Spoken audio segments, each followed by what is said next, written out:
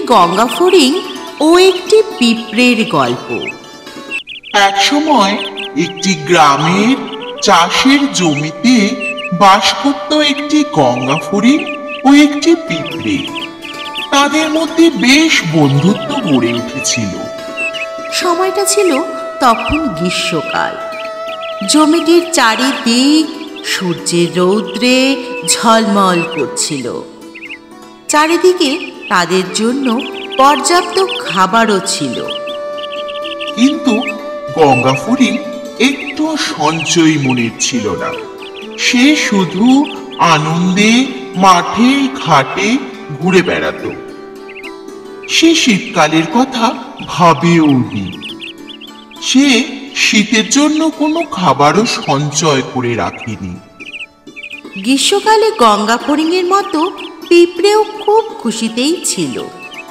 চারিদিকে খাবার ছড়ানো থাকায় পিঁপড়ের খুব সুবিধে হয়েছিল।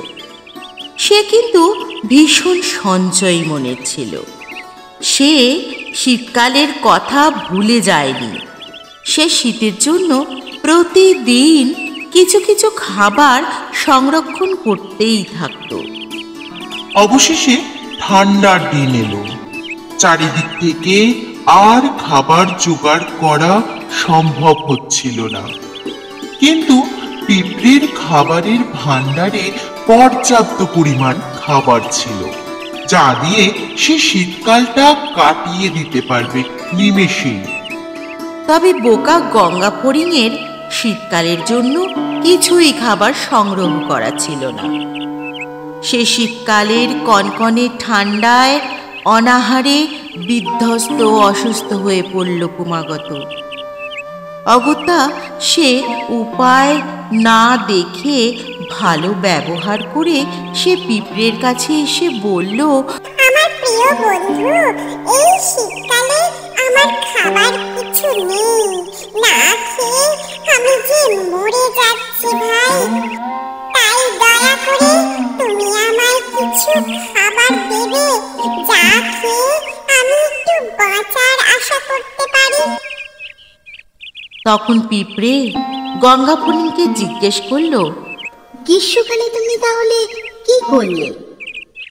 সে বলল, আমি শুধু গ্রীষ্মকালের প্রখর রৌদ্রে আনন্দে গান গেয়ে গিয়ে এ মাঠ ও মাঠ শুধু খেয়েছি আর নেচে বেরিয়েছি বন্ধু। একটু সঞ্চয়ের কথা চিন্তাও করিনি। তাই আমি আজকে বুঝতে পারছি যে আমি কি ভুলটাই না করেছিলাম। পিঁপড়ে তখন বলল, এখন তাহলে এই শীতকালের কনকনে ঠান্ডায় না খেয়ে দিয়ে গান করো আর নেচেই বেড়াও। আমি তোমায় রোজ খাবার দিয়ে সাহায্য করতে আর পারবো না। তাহলে আমার খাবার ভাণ্ডার শেষ হয়ে যাবে আর আমরা না খেতে পেয়েই মরে যাব। এই গল্পটি থেকে আমরা এই শিক্ষা পাই যে চরম খারাপ দিনগুলির জন্য সবসময় সবকিছু সঞ্চয় করা উচিত।